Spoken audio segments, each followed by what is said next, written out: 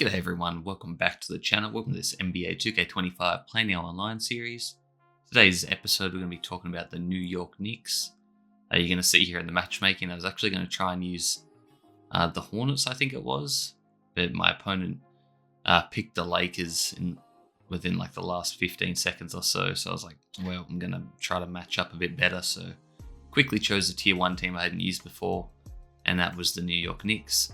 So yeah, talking about the New York Knicks, obviously you got to start with their bit of a blockbuster off-season they've had so far in the likes of trading for Mikal Bridges and then also Karl-Anthony Towns. The Bridges one kind of came out of nowhere because you always heard rumors about Bridges wanting to go to New York, but apparently he hadn't said anything about wanting to be let out of Brooklyn, that sort of thing. So it really came as a shock, and they really went all in. I believe they gave up like 3 or 4 first-round picks to get him. And then before they even played with the 4 Nova guys, they got rid of Randall and Dante DiVincenzo, who was part of that Nova core for Karl-Anthony Towns. And that trade's really, I wouldn't say divided the NBA world, but certainly shocked it, as it did come kind of out of nowhere.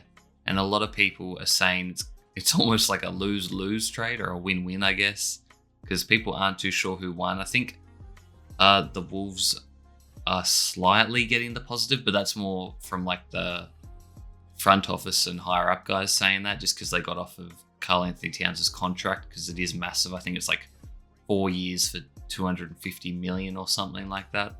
So the Knicks have definitely gone all in, and after last year, you can't really blame them for going all in. I mean, you want your team to try to win the championship, so at least they are going for it. It's just the fact that they've bet it all on Karl-Anthony Towns, who, by all accounts, didn't totally get along with Tom Thibodeau when he coached him at Minnesota all those years ago. So it's interesting that they went ahead and got him, because he's going to basically be your starting center, and will he play good enough defense to really win a championship? I mean, you could say they've got enough good defensive players around him to cover up for him with the likes of OG, Bridges, and Hart. But yeah, that's still to be seen if that's going to work. So let me know who you guys think won that trade. It's going to be interesting. They obviously have Mitchell Robinson still, but he's always getting injured, so they are really going to need their starting 5 to stay healthy, because they have a great starting 5, New York. I mean, you just go through it. Brunson, Bridges, OG, Hart, and Cat. And then off the bench, you have Mitchell Robinson, Juice McBride, Precious, Cameron Payne. So not really a whole lot coming off the bench for them anymore. But they've really gone all in on their big starting 5. And when you have a coach like Tom Thibodeau, he doesn't use his bench much anyway. So as long as you have 6-7 guys, you're in for a good opportunity.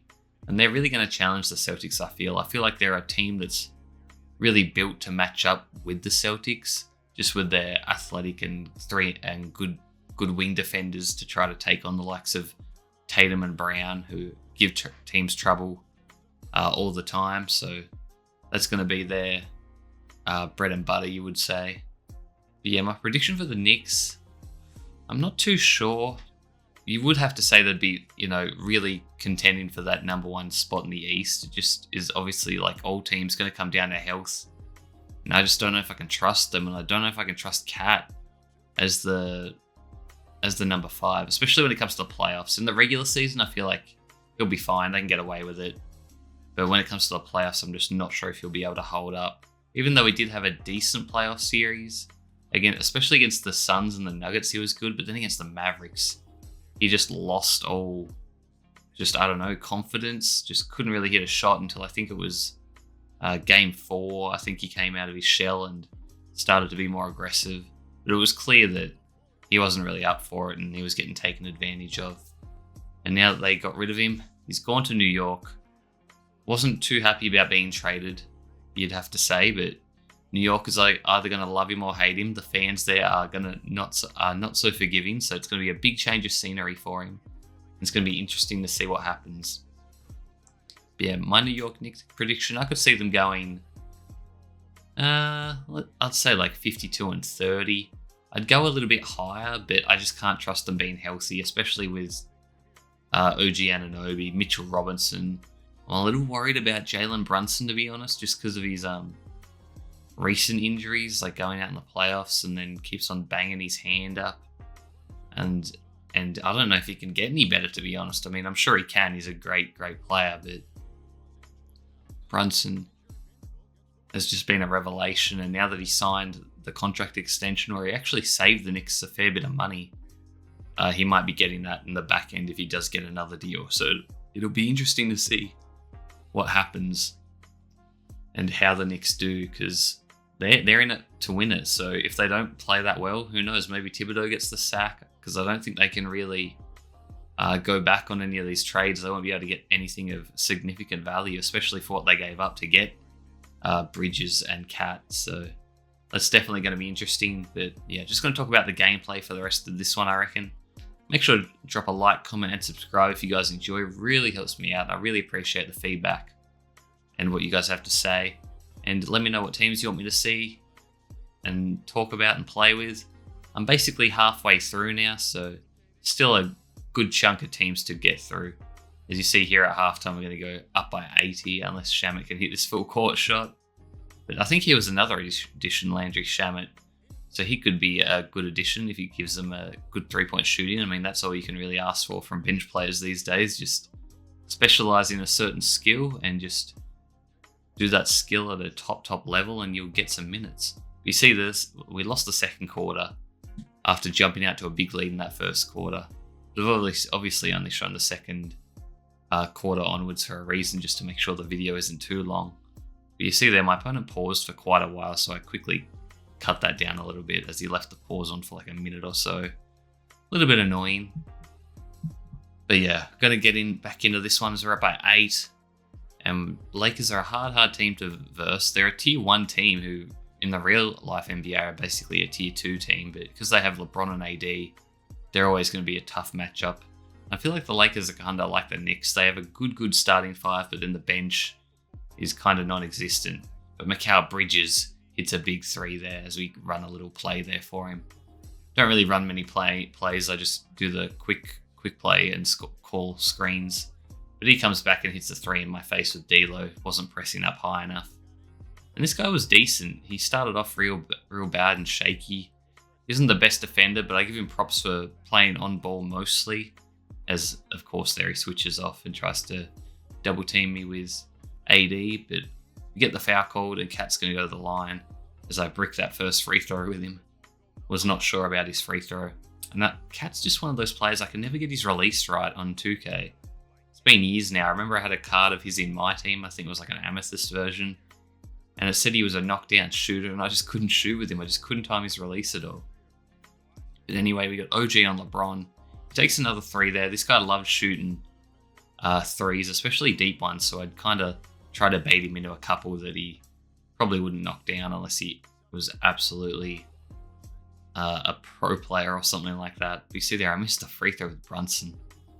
And Brunson, I've heard good things about him on the game, but I just couldn't use him as good as some others, just because of the fact that, you know, he's a decent shooter, but he's really makes his bread at getting layups and hitting those middies and stuff. And middies aren't the easiest thing to get in 2K. As you see there, I actually get one to go.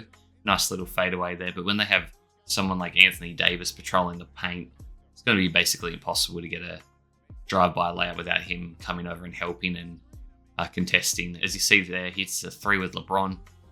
Cut the lead back down to 6. He's only got the 7, or I guess 10 now. 7 points in the first half, it says there. So he hasn't been absolutely dominating me with LeBron. Not actually too sure who was going to most. I think it was just a bit of everyone. But I miss a 3 there. Gets it to Austin Reeves, who pulls up for another 3, and he knocks it down. And just like that, it's a 3-point game. 1 possession game after being up by 10 at the end of the first. So a little bit disappointing here. As I'm going to run this little play here for Bridges. Bridges hits the shot again, and he knocks down the second 3 of this quarter for him. And it's just a nice jump shot when you see it like that. I mean, I think I saw some videos of him in real life shooting some 3s, and his shot looked real ugly, but it was going in. So can't hate on results as he runs a nice pick and roll there with LeBron and D'Lo, and LeBron gets the slam. OG couldn't cut that one off.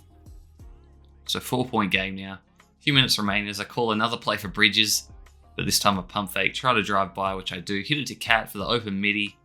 But it's a White, as I said, I just can't time his jump shot for some reason. He's just one of those players for me.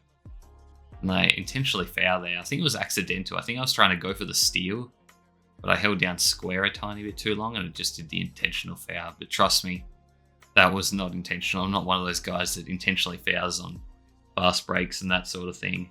And honestly, those should still be clear path fouls. I know they've got a player behind, but it's a bit ridiculous that those aren't clear path fouls just because of how blatant and intentional they are. But anyway, Josh Hart on LeBron. LeBron takes a fading three, a tough shot, but Jackson Hayes gets the rebound, kicks it back out to LeBron, force him to go baseline, and he goes in for the layup. Thought it was going to be an and one there, but luckily he misses, and he's going to have to go to the line. Well, that's probably the biggest weakness in LeBron's game these days, the free throw shooting. Never been great at it. I don't think he's ever shot above 80% from the line, to be honest. And as you see there, he goes 1 for 2. So we'll take that. As we get it to Bridges, he jumped again. He's scared of his three-point shooting ability. And we go in for the easy slam. So nice dunk there as LeBron just goes straight down the lane. And I get a great block with Cat, but they've called a foul. And they've actually called that on Cat. I thought for sure that was going to be on McBride because Cat looked like he got all ball there on that one. Horrible call if you ask me, but you see there LeBron starting to heat up now, but he just can't knock down these free throws. As we get it ahead to Josh Hart here, what can he do? Gives it back to Brunson. Call for a little pick and roll. Brunson v. Bron.